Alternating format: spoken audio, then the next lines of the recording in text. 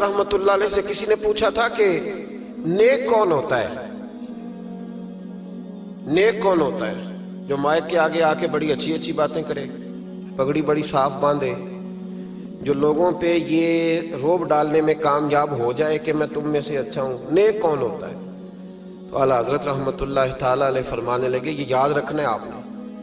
اعلیٰ حضرت فرمانے لگے نیک وہ ہوتا ہے جس کی تنہائیاں صاف ستھری ہوتی ہیں،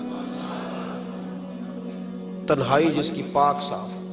لوگوں کے سامنے تو سارے نیک ہوتے ہیں، میں یہاں آیا ہوں تو میں نے کپڑے بدلے ہیں، وضو کیا ہے، دستار باندھی ہے، خوشبو لگائی ہے، لیکن مزہ تو تب ہے نا کہ جب میں صبح اٹھوں فجر کی نماز کے لیے، صبح فجر کے لیے جب میں اٹھوں تو پھر بھی میں یہ دیکھوں کہ اب میں اللہ کی بارگاہ میں جانے لگا ہوا، مجھے پھٹا لباس پہن کے نہیں جانا چاہیے۔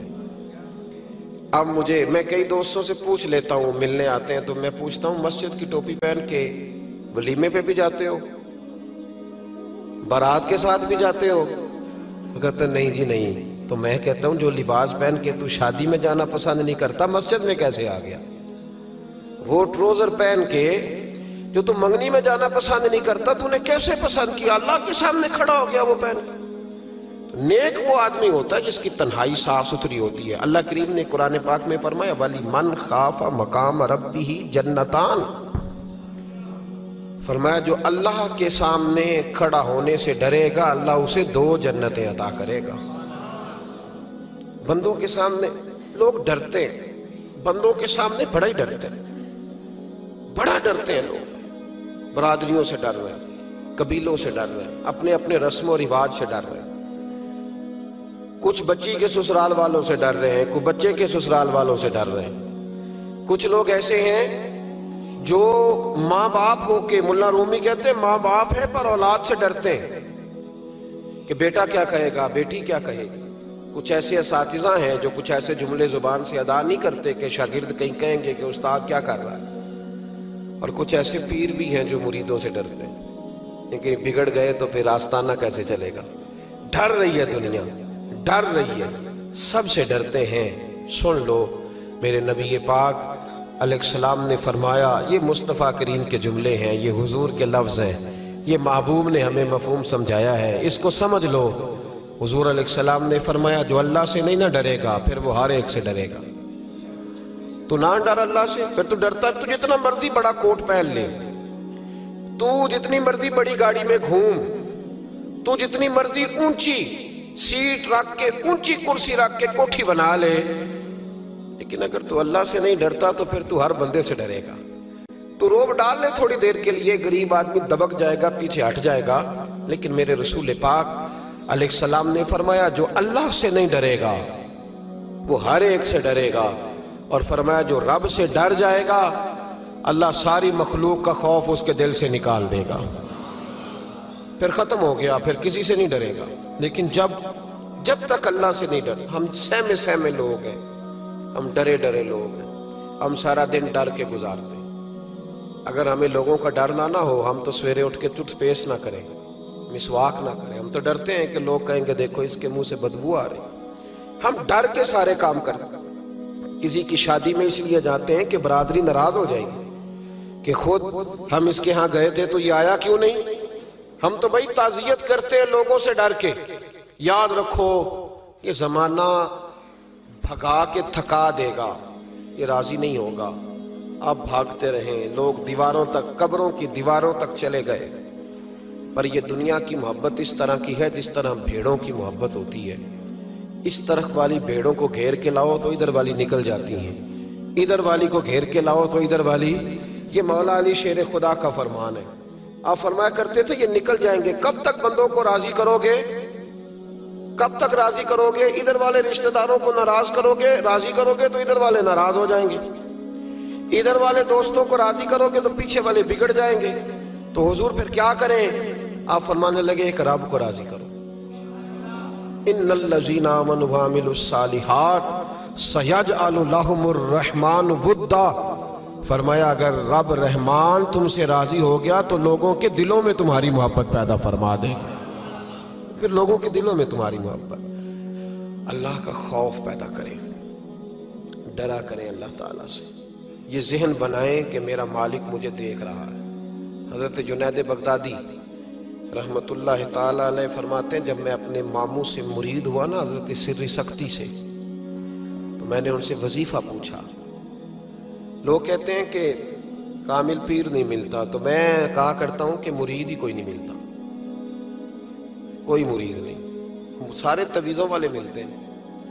کہتے ہیں حضرت صاحب آپ مہربانی کریں ایسی پھونک ماریں کہ سویرے اٹھوں تو میرے پلنگ کے نیچے 2 توڑے نوٹوں کے پڑے ہوئے ہوں. تو یہ حضرت صاحب کو یہ والی پھونک آتی ہوتی تو وہ اپنے پلنگ پہ نہ مار لیتے، تیرے پلنگ پہ مارنا تھی ان کو یہ پھونک. کہتے کوئی ایسا کام چلے کہ وہ پیسہ ہی پیسہ ہو جائے. تو میں نے کہا یہ جو تجھ سے 1000 روپیہ لے رہا ہے 2000 لے رہا ہے، اگر یہ پھونک ہوتی تو یہ پہلے اپنی پٹالی پہ مارتا. بھائی طریقت اور تصوف کس چیز کا نام رکھا ہے؟ پہلی بات تو یہ ہے کہ مرید کا وہ تصور ہی نہیں کہ میں نے معرفت الہی حاصل کرنی ہے، میں نے اللہ کی بارگاہ تک جانا ہے. رویہ ہی بالکل دوسرا ہے. جب میرا رویہ یہ ہے تو پھر سامنے والے کا بھی تو وہی ہوگا نا. اس لیے کہ جیسی میری نیت ہوتی ہے لوگ بھی مجھے ویسے ہی ملا کرتے ہیں. حضرت جنید بغدادی کہتے ہیں جب میں اپنے مرشد گرامی حضرت سری سختی رحمت اللہ علیہ کی بارگاہ میں گیا، مرید ہوا، تو میں نے وظیفہ پوچھا تو حضرت نے مجھے وظیفہ بتایا. وظیفہ توجہ ہے میری بات پر؟ وظیفہ بتایا. میں نے کہا حضور کیا وظیفہ ہے؟ کہنے لگے تو نے اس بات کا تصور جمانا ہے، ہونٹوں سے رٹا نہیں لگانا، تو نے تصور جمانا ہے. کیا؟ تو نے تصور جمانا ہے کہ اللہ میرے ساتھ ہے اور اللہ مجھے دیکھ رہا ہے. اللہ میرے ساتھ ہے اور اللہ مجھے، یہ رٹا نہیں لگانا ہے لفظوں کے ساتھ، اس کا تصور جما. اللہ میرے ساتھ ہے اور اللہ مجھے، اس پر غور کر، اس کا رٹا لگا. پتہ ہے نیک کون ہوتا ہے، پرہیزگار کون ہوتا ہے؟ نماز پڑھنے والے کو نمازی کہتے ہیں، نیک نہیں کہتے. حج کرنے والے کو شریعت نے اسے حاجی کہا ہے، پرہیزگار نہیں کہا. زکوٰۃ دینے والا، صدقہ دینے والا سخی ہے، پرہیزگار کس کو کہتے ہیں؟ متقی کس کو کہتے ہیں؟ جو گناہ سے بچتا ہے، جو اللہ سے ڈرتا ہے، جو محتاط زندگی گزارتا ہے، جو بے تکے جملے نہیں بولتا، جو بے تکی سوچے نہیں سوچتا، جو فضول سوالات نہیں کرتا، جو مبہم زندگی نہیں گزارتا، جو اپنے وقت کو ضائع نہیں کرتا، جو کبھی بھی اس رستے پہ نہیں پڑتا جس رستے پہ اسے کوئی کام نہ ہو، جو بڑھ بڑھ کے آگے اپنا آپ دکھاتا نہیں، جو ہر روز بھاگ کے اس طرف نہیں ہوتا کہ کوئی مجھے بھی جاننے لگ جائے، کوئی مجھے بھی سمجھنے لگ جائے. وہ متقی نہیں. متقی تو وہ ہے جو گناہ سے بچے، اللہ سے ڈرے. حضرت عبداللہ بن عمر رضی اللہ تعالیٰ عنہ فرماتے ہیں کہ میں مدینہ منورہ سے نکلا ایک سفر کے لیے. میں نے کچھ کھجوریں، کچھ سرکہ، کچھ خشک چیزیں ساتھ رکھ لیں کیونکہ سفر لمبا تھا. فرماتے ہیں کہ میں ابھی کچھ فاصلہ میں نے مدینے کا طے کیا تو ایک صحرا آیا. دوپہر کا وقت ہو گیا تو میں کھانا کھانے لگا. رمضان کا مہینہ نہیں تھا، محرم سفر کے ایام چل رہے تھے. میری باتیں سمجھ تو آ رہی ہے نا آپ حضرات کو؟ سب کو آ رہی ہے؟ اللہ آپ کو جزا عطا فرمائے. کہتے ہیں میں دوپہر کے کھانے کے لیے وہاں رکا. میں نے وہ کھجوریں نکالی، سرکہ نکالا، کھانے لگا تو ایک چرواہا بکریاں چراتا آ گیا. وہ نوجوان تھا، اس کے چہرے پر میں نے بڑی روشنی دیکھی. غریب آدمی تھا، بکریاں چراتا تھا. ہم لوگ بھی جب کھانا کھانے بیٹھتے ہیں تو کوئی آ جاتا ہے تو اس کو دعوت دیتے ہیں، بھئی آ جا تو بھی کھانا کھا لے. کہتے ہیں میں نے اسے کہا کہ میاں آ جا روٹی کھا لو. کہنے لگا نہیں، اللہ آپ کو جزا دے، میرا دل چاہتا تھا کہ کوئی میرے ساتھ کھا لے. اللہ کے بندوں کی خواہش ہوتی ہے نا کوئی مہمان مل جائے. فرماتے ہیں میں نے دوبارہ کہا بھئی آ جاؤ کھا لو. کہنے لگا نہیں حضور اللہ آپ کو جزا دے. میں نے دوبارہ تیسری دفعہ اصرار کیا، میاں تھوڑی سی کھا لے. کہنے لگا حضور اصرار نہ کریں، میں نے روزہ رکھا ہوا ہے. آج مزدور جو ہے نا ان سب نے رٹا لگا کے یہ سبق یاد کیا ہے کہ میں چونکہ محنت کرتا ہوں تو میں نہ بھی رکھوں تو خیر ہے. رمضان کے روزے بھی مزدور چھوڑ دیتے ہیں. اللہ کسی شخص پر وہ بوجھ نہیں ڈالتا جو وہ اٹھا نہ سکے. رب بندوں سے پیار کرتے، اسے پتا تھا انہوں نے مزدوریاں کرنی ہیں. مزدور روزہ رکھ کے دیکھے، وہ دیکھے اسے کچھ بھی نہیں ہوگا. حضور نے تو کہا صوم تصحو، تم روزہ رکھو اللہ تمہاری صحت میں اضافہ کر دے گا. یہ تو تندرستی والا کام ہے. کہنے لگا حضور روزہ رکھا ہوا ہے.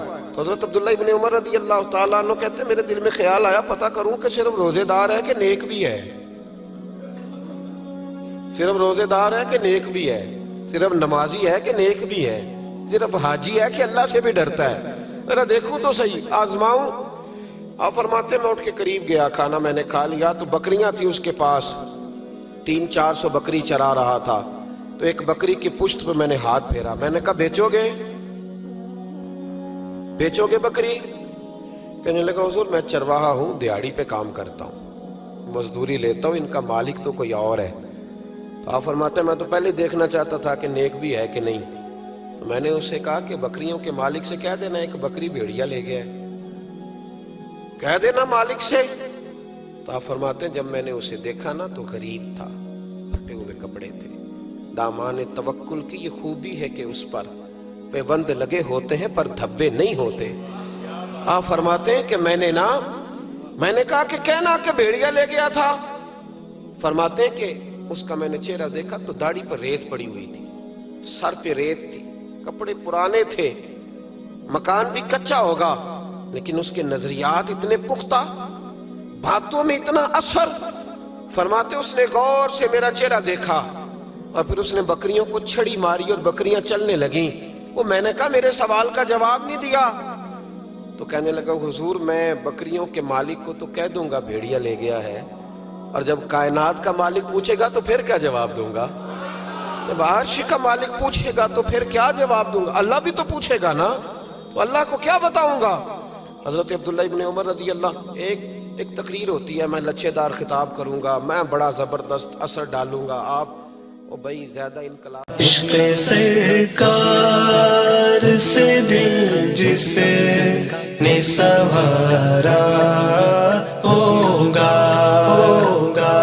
اس کی قسمت کا بلندی پہ ستارہ ہوگا، اس کی قسمت کا بلندی پہ ستارہ ہوگا، عشق سرکار سے دل